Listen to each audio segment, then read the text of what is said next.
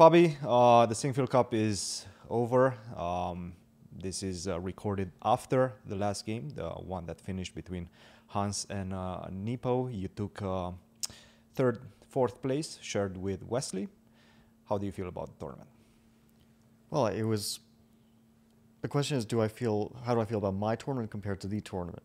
Because my tournament was pretty unspectacular, but the tournament itself was very spectacular.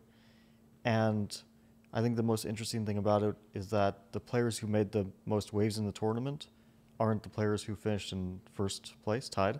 And we'll see tomorrow who becomes the winner of the tournament, because they'll play a playoff, Alireza and Aronian. But the tournament was defined by Magnus's dropping out and everything that came with that. It affected everyone's tournament most positively. Jan, his loss was erased, and that gave him a lot of momentum. And I was even expecting him to just win the whole thing outright today, because he had a huge advantage against Hans, and it was clear already from the last few days that Hans was under some pressure. It showed in his play, so I thought that Jan would capitalize on that. But Hans pulled it together and defended. So we'll see probably what will be a very interesting playoff and unpredictable playoff. But yeah, the tournament was super interesting. I think everyone has their own story in it. All of the players have a different story and will have a different. What was the biggest moment of the tournament? Was that the game that we have right now? Yeah, in front of us? It's the position on the board, the final position of Magnus with white against Hans Niemann, where Hans won with black. And the rest is history. Everyone knows what happened after that. Magnus withdrew from the tournament the next game. His results were annulled because he only played 3 games. He didn't go through half the tournament. And the tournament also, the rest of it was under this cloud of why did Magnus withdraw? A lot of speculations, and which kind of became a scandal, because it's unprecedented that the world champion, or in fact anyone from a top level, withdraws mid-tournament and doesn't give a clear reason, especially. We've seen things like health reasons, but we know that's not the reason why. Magnus didn't specify, but we do have some theories about this that have gone around. And yeah. Do you abide by any of the theories? What is your take on that overall? Well, I mean, obviously the biggest theory is that he left because he was worried that Hans has cheated in this event or in the past. Of course, we can't say for sure if that's what he meant, but this is the most popular theory that's gone around, and I don't think that's looking like the insinuation. That seems to be, at least if that's not the case, he hasn't cleared up that it isn't the case, right? I don't think that Hans cheated in this tournament. I feel very strongly that he didn't, but a lot of revelations came out, and he himself said that in the past he was involved in some online cheating stuff. This is, again, from his own interview. Yeah. That he gave, a very emotional and by now very famous interview that he gave. But that's apart from the tournament. That has nothing to do with the results of the tournament. That's just what happened in the aftermath of Magnus withdrawing. Did you feel affected by that episode in any way? Well, my first emotional reaction was a lot of sympathy for Hans, because I mean, any sort of, especially after his interview. Yeah, right? His interview was seemed to be extremely heartfelt and convincing, and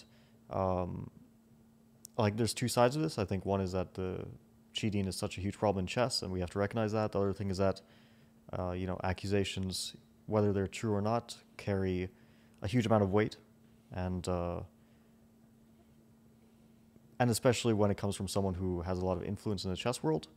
Okay, in this case, it's very complicated because there is a history behind that, right? Mm-hmm. Which we know about. So it's not like these accusations came completely out of nowhere, but that they came in the middle of a tournament is something else. It's interesting that Magnus. Do you think he knew about the accusations before? Because this was not public. The fact that Hans cheated on chess.com was not public. Now, there's ways in which you can probably infer from him using different accounts after his Twitch, let's say, ban, right, which was actually caught live. But do you think Magnus knew about his cheating accusations and Well, past? I know he knew. I mean, He knew, yeah. yeah, it's. I mean, like, you hear things, and it is a small world, and things do get said and passed around. And the other thing is that, like, every strong player knows what a huge issue this is in online chess, you know, because it's so difficult to protect against, and there used to not be so much incentive because there wasn't so much money involved, but now you have qualifications. You probably have more money than in real life chess, over the board chess nowadays. It's at least very similar. Very similar, yeah. And it's much more accessible because, you know, traveling to tournaments or being invited to tournaments, it doesn't, you know, it's usually limited to a relatively small group of people, and at least for the big money events. But while online chess is open to everyone, so there's a lot of incentive now with all the money, and it's also easy to do and difficult to catch. So this is a huge problem. I mean, I understand everyone's concerns with that. That whether or not the problem has like permeated into over the board chess, I really hope not, because that would be terrible, you know, especially if it's difficult to catch. And I suspect with a really good system, it might be, but it might also be difficult to implement. And I hope it hasn't really happened in a way that we haven't detected, right? Because there's been over-the-board cheating incidents which have been discovered. Like, let's say Rouse's, right? He was caught with the most like basic of cheating methods, which is just checking his phone in the bathroom, which is guaranteed to get caught at some point. Like, you can get away with it for a few tournaments and then you'll get caught. I think this is basically what Alireza was doing as well, and he got caught in Abu Dhabi or something along those lines. Yeah. There's a few players. I mean, one of the most famous examples was this Bulgarian player. Borislav Ivanov. Yeah, Ivanov, and I don't even like. I don't think they caught him. They didn't like catch his method, but we decided that he's cheating, right? Because and just banned him. Yeah. Yeah, because he was so blatant about it in his play, and he also wasn't a strong player in the way that, like, this is the most dangerous way. Like, let's say a top player has this idea. A 2700 plus guy has this idea, and then they're just unstoppable. That's the main worry. So I understand the concerns.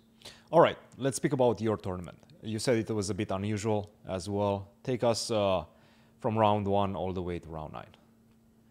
Oh, round 1. Who did you play in round 1? Oh my God, it's been so long. And right. So much has happened. I'm gonna tell you. No, I can remember. I played Alireza in round 1. And I was in danger, and I drew. Yes. So that was a good start. Then I think the difficulties began for me because I spoiled a winning position, two winning opportunities against Lanier. I lost to Wesley in a very difficult game. That was a big game, yeah. And those two kind of defined my tournament, because after that, I don't really feel like I had big chances to win. I did recover. In a sense, Let's speak about the critical moment in the game with Wesley, in terms of actual position and game moment. What was the critical moment? Well, it was a very long game, so there was a lot of moments when things could have been improved on, and for periods of it, I defended rather well. I mean, I got into an unpleasant position from the opening, but there was like one move which really stands out to me as like I don't even know what I was thinking. I played this move F5. I could have done something else, and my position was slightly worse, but not critically bad, and after F5 I'm basically just lost. That I had chances to survive later, I certainly had some chances. There were even moments when I felt like I would come out of it alive. But he also at times played some brilliant technical chess. This F4 move, like at the end in mutual time trouble, was extremely strong, extremely impressive. So when he was like mathematically winning, he kind of let it slip a little bit at times, but he also found some great moves. But yeah, for me it was just like this one move F5 destroyed the game. And after that, I think I played fine. Like everything else after that, I can't complain about. You know, I scored. That was round 3, right, against Yeah. Wesley. You started with -1, obviously coming off of a couple of very difficult tournaments for you. Psychologically, at that point, it must be difficult, right, starting off badly in a tournament of this nature. How did you recover from that? Well, it's not pleasant, but I've gotten so used to losing games recently, I wasn't even surprised. But you bounced back immediately. Huge victory. Yeah, against that was very important for me. I got a very successful opening against Maxime, and it was a shaky game as well, but I pulled through in the end. That was very important. Yeah, it was a long game, and he was drawing up till the end. Like, you know, a few minutes before the game ended, before he resigned, it was a theoretical draw. So that was huge. And did you, because this was a big moment also in that Queen N game. Obviously, it's not very easy to convert that one, but should be converted. And then you allowed him to actually get an equal position, obviously still with only perfect moves. But did you feel like your chances are slipping away when he found this idea with queen to c7? Well, first of all, I was upset that because I was already thinking the game is over when my king is going to the queen side and trying to collect his pawns, and then he played, and then he found a way to get into 2 against 2 pawns. Like he traded the queen side, the king side pawns, and he lost his a pawn. And I knew that this is winning once white's king gets to b5. But I also knew that like this ending has huge drawish tendencies. If the king is not on b5, if white gets forced back, it's a draw. Yeah. It's a surprising endgame, but I learned that this kind of endgame is a draw a few years ago. And so I knew I was in serious danger of not winning this if I was imprecise. And also, I had like 4 minutes. I was thinking it was like 50-50 at that point, that I would actually be able to convert. And then I wasn't too surprised when my king got forced back a few moves later because I was imprecise, and I had to start all over again. But I was at least happy that, you know, like black has to continue defending. It's not like a one-time thing, you know. Black like beats off the first wave of white's attempts to win, and then the king gets forced back, and then I have another attempt to win. So it was never easy for him. Like the only thing that made it easier for him than for me was that he had a big time advantage, right? So that was, I think, his main hope of surviving this very difficult endgame. But he didn't find the best moves. And after that, the game against Mamedyarov seemed pretty theoretical. Not that much covering that one. Same against Nepo. Yeah, I had these 3 games in a row. They were just non-games. They were like Levon, nothing happened in them. It was more or less theory up to a point when the result became clear, which was a draw in all of those cases. And then I realized that I have 1 game left because I'm not playing Magnus in the last round. I was supposed to, but that game is annulled. So I had this last game against Hans, and I was like, I need to at least make some sort of attempt to make an impact in the tournament, whatever that may be. He started off with c4, and you replied e5, knight c3, bishop b4, knight d5, a5. That was more or less a sideline, which probably gives, let's say, the objective advantage out of the opening to white. Was that the strategy? I mean, you know, we were checking in the morning, and for about 10 seconds, we checked a5. Like literally, I'm not exaggerating. It was about 10 seconds that we kind of discussed this move, and that was the preparation for. Was that the whole thing? Yeah. I thought that I went back to my hotel and then we started repeating a5 and whatnot. No, because I was really convinced that he would start with e4 on the first move. C4 came as a surprise. I understood that it was possible. That's why I decided on this line, and okay, I'll play it. It's a game in any case, and knew the very basic ideas about what I'm looking for, and then he played well b4. I mean, he knew the line. Well, maybe didn't know the line, but he had an idea of what to do in this line. b4 is correct, and everything he did was correct. But then we got a complicated middle game, and things went a bit out of control for him. Absolutely. And when did you feel like you're completely taking over? You got some material advantage at some point, but it felt like he's sort of coming back into the game, or you made this decision of taking on d4 and setting the game on a path towards the end game. How did you make that decision? No, I thought after queen b4, I'm firmly in the driver's seat, but it's also very complicated. And then he gave me a chance. I think it was a very smart, practical decision to play queen d2 by him, to go into endgame, because like I had little time, and basically 99% chance I think someone takes on d4. It's a very tempting decision. Yeah. It's just like you have either a position where you have no risk and like, let's say 50% chance to win, or maybe you have like 55% chance to win, but you start to take on additional risk that things go out of control if you keep the queens on. So I just barely consider other moves besides queen d4. To me, it was difficult not to do this. And we went into an endgame where I think it's very difficult to win. But then he was out of it after that. He was playing too quickly in the defense. I mean, he had like 30 minutes at the end of the game. I had 1 minute, but Speak about that. That seemed a bit rash by him, right? He was just like making every move after like 1 minute max of thought. He was trying to put a lot of pressure on your clock, similar to what Maxime did as well, but Maxime's position was a bit easier to handle. Were you surprised about his strategy? No, I understood at some point he's blitzing me, and it's a strategy, but the problem is that I don't really take on any risk in this endgame, so I'm not going to see any ghosts. There's no way to really scare black in this position because there's no way that black can ever lose.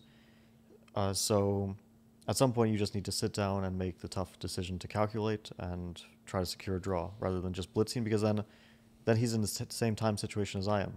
He's playing with 30 seconds to 1 minute a move, and that's what I'm doing.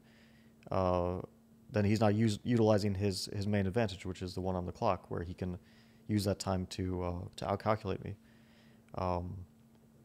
So that was just very impulsive, bad decision making on his part. Let's talk about the standings in the Grandchester as well. We actually don't know them, but we think that you're going to get maybe fourth. Is that correct? I don't know 100%, but okay, Alireza won. We know this 100%. I have a feeling that Wesley got second, Maxime got third, and I got fourth, and Jan got fifth. But after third, it doesn't actually matter. It's going to be very close between me and Jan. It's also we're very close to Maxime, but he gets that third place spot because his lead coming into this tournament was so massive. Like, he had 10 more Grand Chess Tour points than Jan. There's almost no way to make up 10 points in one tournament. So I think those will be the final standings. For GCT events for you this year, which one was your favorite one? The Rapid and Blitz here. I enjoyed quite a lot because I made some sort of comeback, which was nice. I have to say, like, my best tournament was the Rapid and Blitz in Warsaw. Mm-hmm. I didn't do too well in Rapid, but in Blitz I played one of my best events. I made +10. And +10? I made +10 in Blitz, yeah. Holy smokes, yeah. But it was somehow only enough for fourth place because, like, due to made a score that was like, not unprecedented, but super good, and everyone else was close behind him. He only won by like half a point.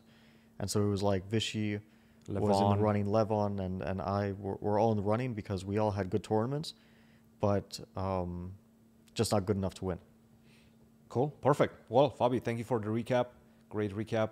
Congrats on the successful tournament, +1. And yeah, we'll see you in the next video.